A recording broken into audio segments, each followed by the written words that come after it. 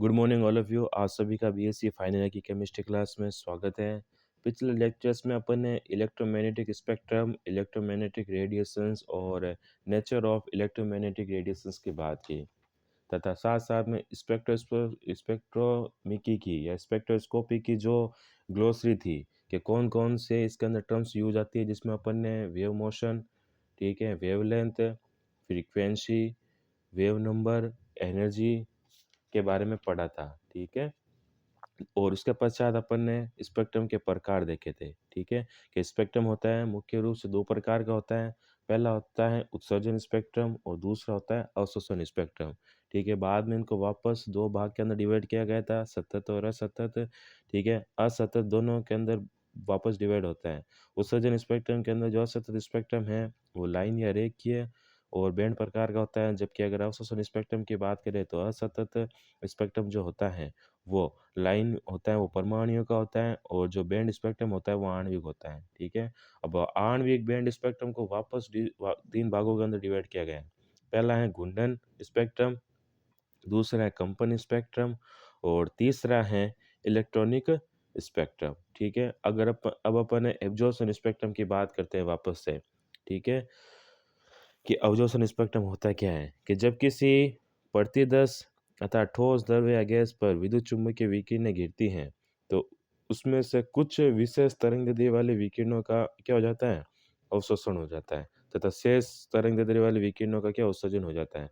Absorption spectrum की बात करें तो अपन किसी भी मैटर पर, may be solid, may be liquid और गैस हो, तो अगर अपन उसके ऊपर ईएम वेव गिराएं तो क्या होगा, वो कुछ फिक्स अमाउंट की जो वेवलेंथ होगी ईएम वेव की वही एब्जॉर्ब करेगा।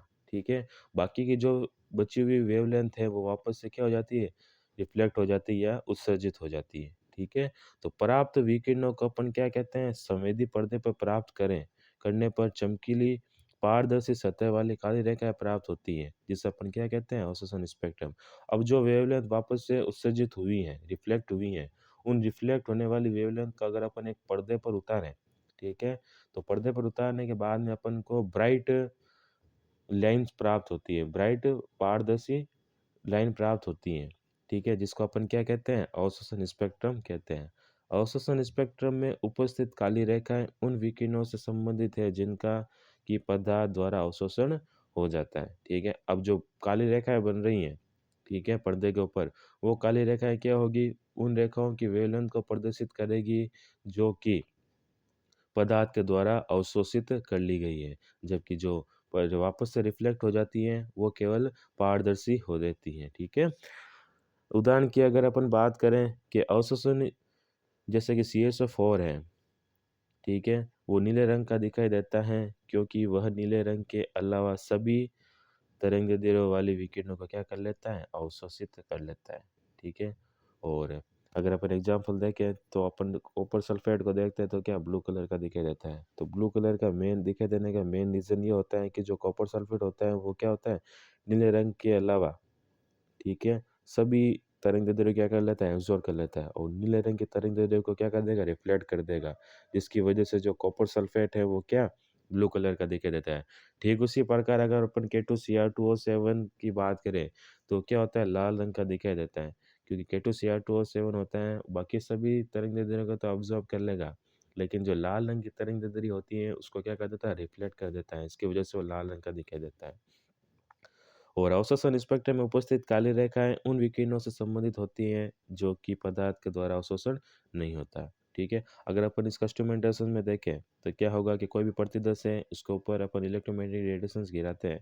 ठीक है, फिर ये इनसे जो वेवलेंथ रिलीज हुई है, ठीक है, अब यहाँ पे मैटर कुछ जो वेवलेंथ है, ठीक है, वो पदार्थ के द्वारा अवशोषित हो जाएगी, लेकिन जो रिफ्लेक्ट होती हैं वो पहले कहाँ जाएगी, डिटेक्टर के अंदर। डिटेक्टर फिर क्या करेगा, उन तरंगदैर्ध्य को क्या करेगा, डिटेक्ट करेगा। ठीक है, वो सूचक के रूप में ढालकर रिकॉर्डर में पर्दे के रूप में हमें स्पेक्ट्रम देता है। पदार्थ द्वारा विद्युत चुम्बकीय विकिरणों का अवशोषण वर्णनात्मक होता है। ठीक है, अतः पदार्थ ताप तदीप्त होने पर पुनः उन्हीं विकिरणों को क्या कर लेता है, उत्सर्जन करता है जिसको उसने अवशोषित की थी। ठीक है, हिटाफ का नियम भी कहते हैं इसे। हिटाफ ने क्या कहा था कि पदार्थ उन्हीं ईएम वेव का अवशोषण करता है, अर्थात वर्णनात्मक करता है, ठीक है। अतः पदार्थ तापदीप्त होने पर पुनः उन्हीं विकिरणों का उत्सर्जन करेगा जिसको कि उसने अवशोषित की थी, ठीक है। ये हमने पहले भी पढ़ा था कल कि कोई भी इलेक्ट्रॉन है जितनी वेवलेंथ की ये इलेक्ट्रोमैग्नेटिक वेव्स को एब्जॉर्प्शन करता है और लोअर एनर्जी स्टेट से हायर एनर्जी स्टेट में चला जाता है, ठीक है। तो वापस जब वो हायर एनर्जी स्टेट से लोअर एनर्जी स्टेट में आता है, ठीक है, तो उतनी ही वेवलेंथ की लैम्डा निकलती है, अर्थात उतनी ही वेवलेंथ की तरंग निकलती हैं जितनी की उसने एब्जॉर्ब की थी। तो इसमें भी ये बता रखा है कि कोई भी पदार्थ जो विद्युत चुम्बकीय तरंगों को एब्जॉर्ब करता है, ठीक है, तो वापस वो जब ठंडा होगा, ठीक है, या वापस अपनी लोअर एनर्जी स्टेट में आता है, ठीक है, पूर्ण अवस्था में आता है, तो उन तरंग दैर्ध्यों को वापस उत्सर्जित कर देता है। नेक्स्ट है उत्सर्जन स्पेक्ट्रम। यदि किसी पदार्थ को गर्म करने पर, ठीक है, पदार्थ को गर्म करेंगे तो क्या होगा, हीटेबल होगा, ठीक है। पदार्थ को गर्म करने पर अतिरिक्त ऊर्जा को विद्युत चुम्बकीय तरंगों के रूप में उत्सर्जित करता है। तो प्राप्त विकिरणों का अगर अपन स्पेक्ट्रोस्कोपी से विश्लेषण करने पर जो स्पेक्ट्रम हमें मिलता है उसको अपन क्या करते हैं, कहते हैं उत्सर्जन स्पेक्ट्रम कहते हैं। अब इसमें अवशोषण स्पेक्ट्रम का रिवर्स है, उसमें कोई भी पदार्थ है जो कि क्या कर रहा था कि तरंग दैर्ध्यों को एब्जॉर्ब कर रहा था। अब इसमें क्या होगा, अपन किसी भी पदार्थ को गर्म करें तो जो एक्स्ट्रा हीट होगी जो मैटर के अंदर है वो क्या होगी, विद्युत चुम्बकीय के तरंगों के रूप में बाहर निकाल दी जाएगी, ठीक है। और ये बाहर निकलने वाली और उत्सर्जित होने वाली विकिरणों को अगर अपन स्पेक्ट्रोस्कोपी में अध्ययन करें और हमें स्पेक्ट्रम प्राप्त करें तो प्राप्त स्पेक्ट्रम क्या कहलाता है, उत्सर्जन स्पेक्ट्रम कहलाता है। उस पर उत्सर्जन स्पेक्ट्रम में काले अधरकाय में क्षेत्र में चमकीली रेखाएं प्राप्त होती हैं, ठीक है। जैसे कि टंगस्टन या सूर्य के प्रकाश से प्राप्त स्पेक्ट्रम उत्सर्जन स्पेक्ट्रम होता है, ठीक है। अगर अपन टंगस्टन तंतु को सूर्य के प्रकाश में रखें तो क्या होगा, उससे ईएम वेव निकलेगी। ये ईएम वेव जो निकलती है अगर इसको डिटेक्टर के द्वारा अगर अपन रिकॉर्डर में रिकॉर्ड करके स्पेक्ट्रम प्राप्त करें तो जो प्राप्त स्पेक्ट्रम है वो क्या कहलाता है, उत्सर्जन स्पेक्ट्रम कहलाता है। अब है कि अवशोषण व उत्सर्जन स्पेक्ट्रम की बनावट के आधार पर ये दो प्रकार के होते हैं, ठीक है। पहला होंगे कंटिन्यूअस, ठीक है, दूसरा नॉन कंटिन्यूअस। पहला देखते हैं कंटिन्यूअस में सतत प्रकार के कि ऐसा स्पेक्ट्रम जिसमें विभिन्न रंगों वाली विकिरणें अपने तरंगदैर्ध्य के अनुसार क्रम में जमी हुई रहती हैं। अतः ये जानना मुश्किल हो जाता है कि कौन सा रंग कहाँ से प्रारंभ हुआ है, क्या कहलाता है, सतत स्पेक्ट्रम, ठीक है। तो सतत स्पेक्ट्रम की बात करें और अगर अपन उसके स्पेक्ट्रम देखें, ठीक है, तो उनके बीच में किसी भी प्रकार की बाउंड्री नहीं होती, ठीक है। तो वो रंग है एक दूसरे के सतत होते हैं, ठीक है, उनको सेपरेट करना मुश्किल होता है। इस प्रकार का जो स्पेक्ट्रम होता है वो क्या कहलाता है, कंटीन्यूअस स्पेक्ट्रम या सतत स्पेक्ट्रम। सतत स्पेक्ट्रम अवशोषण व उत्सर्जन दोनों प्रकार के होते हैं। उदाहरण के लिए अगर अपन बात करें गर्म वस्तुएं, गर्म भट्टियाँ, गर्म सरिये, ठीक है। अगर अपन कोई भी गर्म देखें वस्तु या गर्म भट्टियाँ देखें या गर्म सरिये देखें तो उनके अंदर देखना कि एक रेड कलर होता है, एक ऑरेंज ऑरेंज होता है और एक येलो कलर का होता है। वो रंग कहाँ से प्रारंभ हो रहे हैं, ठीक है, और कहाँ समाप्त हो रहे हैं, इनको अपन फिक्स नहीं कर सकते क्योंकि उनके अंदर क्या सतत स्पेक्ट्रम बनता है। नेक्स्ट अगर अपन बात करें असतत स्पेक्ट्रम की तो ऐसा स्पेक्ट्रम जिसमें विभिन्न रंगों में मध्य काली पट्टियाँ होती हैं, ठीक है, अर्थात दिखाई देने की दृष्टि से स्पष्ट नहीं होता, क्या कहलाता है, असतत स्पेक्ट्रम, ठीक है। ऐसा स्पेक्ट्रम जिसमें रंगों में क्या मध्य काली पट्टी आ जाती है, ब्लैक बैंड आ जाते हैं जिसकी वजह से दिखाई देने में स्पष्ट नहीं होते हैं कलर, ठीक है, ब्लैक बैंड की वजह से। ऐसा स्पेक्ट्रम क्या कहलाते हैं, असतत स्पेक्ट्रम कहलाते हैं। असतत स्पेक्ट्रम वापस से क्या दो प्रकार के होते हैं। पहला होता है रेखीय या परमाणु स्पेक्ट्रम जिसे अपन लीनियर स्पेक्ट्रम कहते हैं और दूसरा होता है आणविक या मोलिकुलर बैंड स्पेक्ट्रम, क्या, ठीक है।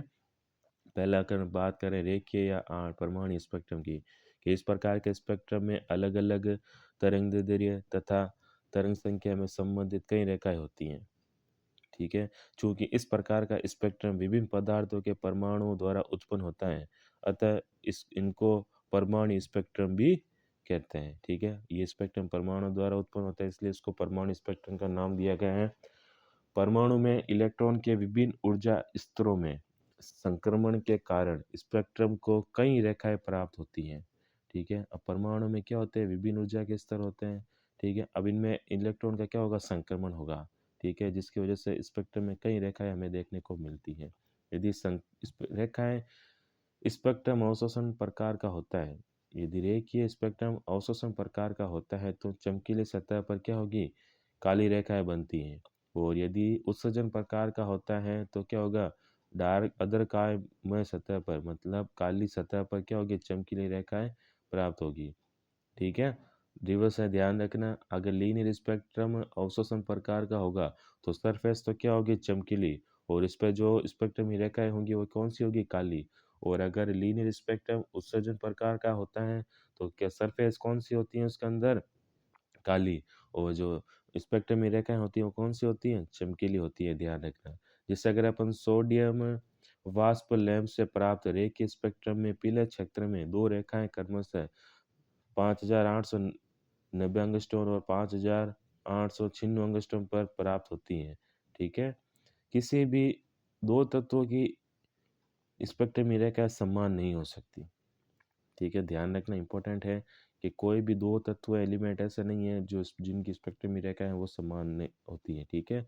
अतः रेखीय स्पेक्ट्रम तत्वों के परमाणु का क्या अभिलाक्षणिक गुणधर्म है, अर्थात प्रत्येक तत्व अपनी प्रॉपर्टी के अनुसार स्पेक्ट्रम प्रोवाइड करवाता है, अर्थात ये क्या है, तत्वों का अभिलाक्षणिक गुण है, ठीक है, जिसके आधार पर परमाणु की आंतरिक संरचना का अध्ययन हम आसानी से कर सकते हैं, ठीक है। अगर कई तत्वों के गुण समान होते और समान स्पेक्ट्रम प्रोवाइड करवाते तो अपन स्पेक्ट्रोस्कोपी के द्वारा किसी भी एटम की जो इंटरनल स्ट्रक्चर्स है उसकी इंफॉर्मेशन हम प्रोवाइड नहीं करवा सकते थे, ठीक है।